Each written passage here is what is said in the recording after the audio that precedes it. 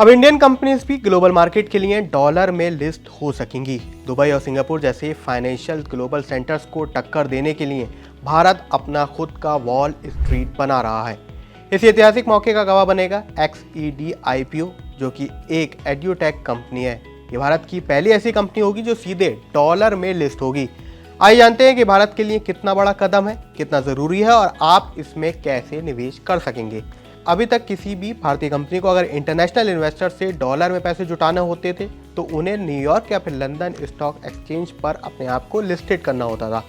लेकिन XED का IPO ने इस बड़ी रुकावट को तोड़ दिया है। इस IPO में कंपनी भारत के इंटरनेशनल फाइनेंशियल सर्विस सेंटर यानी गिफ्ट सिटी में डॉलर डोमिनेटेड लिस्टिंग के माध्यम से करीब $12 मिलियन जुटाने की योजना पर काम कर रही है।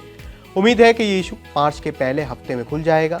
यह IPO गिफ्ट सिटी के ऑफशोर कैपिटल मार्केट प्लेटफॉर्म में लॉन्च होने वाला पहला IPO है।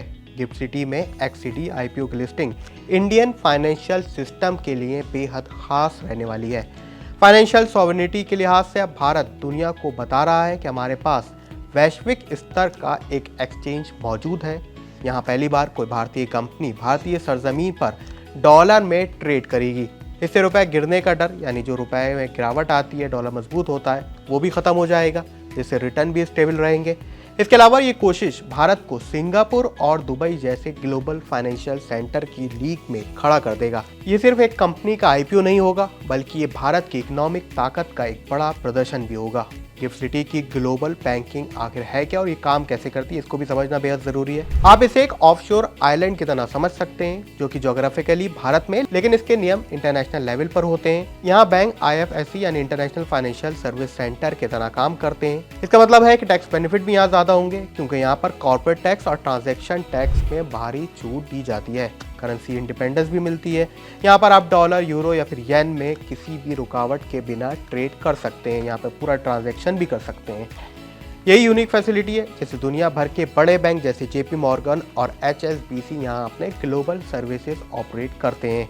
अगर आसान शब्दों में कहें तो एक दरवाजा है जहाँ से दुनिया का पैसा भारत में आ सकता है, भारत में इन्वेस्ट हो सकता है और भारत की कंपनीज दुनिया तक अपनी एक्सेस पहुँचा सकती हैं।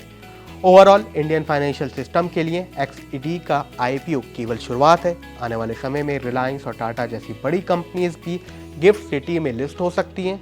कुल मिलाकर भारत अब ग्लोबल एक मार्केट नहीं है, बल्कि एक ग्लोबल फाइनेंसर बनकर उभर रहा है। अगर आप भी डॉलर में अपनी संपत्ति बनाना चाहते हैं, तो भारत की इस नई उड़ान का हिस्सा बनना चाहते हैं, तो गिफ्ट सिटी और XED के IPO पर नजर रखें। इसमें आपको निवेश का मौका मिलेगा, जहां पर आपकी कमाई डॉलर के रिटर्न की वजह से ज्यादा भी हो सकती है। तो गिफ्ट सिटी के पहले इंडियन कंपनी के IPO को लेकर आप कितने एक्साइटेड हैं, हमें कमेंट सेक्शन में अपनी राय जरूर दें।